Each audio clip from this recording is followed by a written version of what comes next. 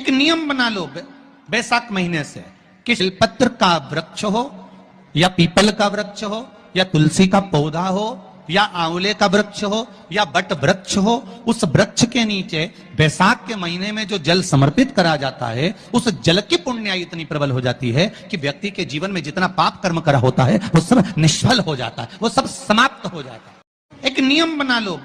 कई कई घरों में शंकर जी का शिवलिंग होता है तो वो ऐसा पीतल का बना होता है, तो नीचे से अंदर से पोला होता है। जो शिवलिंग घर में पोला होता है वो घर में लक्ष्मी को टिकने नहीं देता, पैसा रुकता नहीं घर में, आया और गया, पैसा खर्च होता रहता है। पोला कई कई घरों में शंकर जी जब पार्थिव शिवलिंग का पूजन करते हो ना, पार्थिव पूजन करते हो, तो पार्थिव शिवलिंग का जब पूजन करते हो तो कभी कभी काले तिल शिव जी को चढ़ाते हो। बोलो चढ़ाते हो कि नहीं चढ़ाते हो?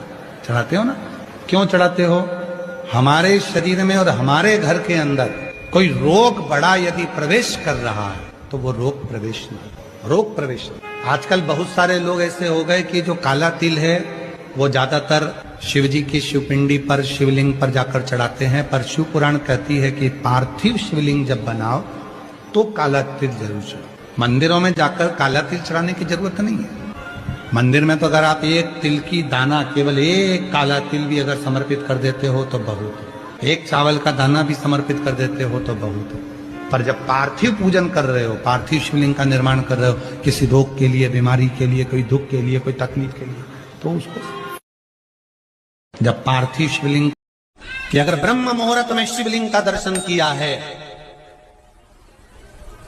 तो जिस कार्य में आगे बढ़ोगे उस कार्य में तुमको मात्र 3 महीने में सफलता प्राप्त हो जाएगी। कि अगर ब्रह्म मुहूर्त में शिवलिंग का दर्शन किया है तो जिस कार्य में आगे बढ़ोगे उस कार्य में तुमको मात्र। बच्चे मोबाइल चलाएं मना नहीं है, बच्चे मोबाइल पर बात करें मना नहीं है, पर बच्चे जब तुम्हारे सामने मोबाइल पर बात करें तो समझ लेना कि मेरा बेटा चांद और सूरज है। पर जिस दिन तुम्हारे बच्चे छुपकर बात करने लगे तो समझ लेना कि चांद सूरज में ग्रहण लग गया। जब बच्चे छुपकर बात करने लगे, तुम्हारे सामने बात ना करें, धीरे से बात करते करते बाहर निकल जाए, साइड में खड़े हो जाए, कहीं दूसरी जगह जाकर छत पर चढ़कर यहाँ वहां जाकर बात करने लगे तो समझ लेना कि तुम्हारे चांद सूरज में ग्रहण लग गया। और ग्रहण लगा हुआ चंद्र, ग्रहण लगा हुआ सूर्य देवता को भी अच्छा नहीं लगता, तो तुम्हें कैसे अच्छा लगेगा?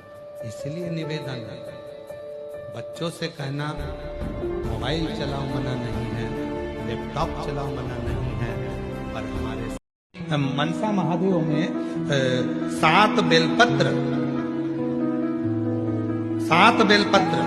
7 चावल के दाने, 7 दुर्वा, 7 कनेर के फूल जब हाथ में लिए जाते हैं, और भले लड़के की उम्र 40 साल हो गई हो, 35 साल हो गई हो, 32 साल हो गई हो, लड़की की उम्र भले 32 साल हो गई हो, 35 साल हो गई हो, 25 साल हो गई हो, 40 साल हो गई हो, जिस लड़का और लड़की का विवाह नहीं होता तो 7 बेलपत्र, 7 चावल के दाने, 7 कनेर के फूल, 7 दुर्वा मनसा महादेव के नाम से लिया जाता है, और हृदय से लगाकर उसको सोमवार के दिन प्रदोष काल में, शाम का समय प्रदोष काल में मनसा महादेव के नाम से शिव जी पे समर्पित किया जाता है, तो उस लड़का लड़की का विवाह जल्दी से जल्दी हो ही जाता है।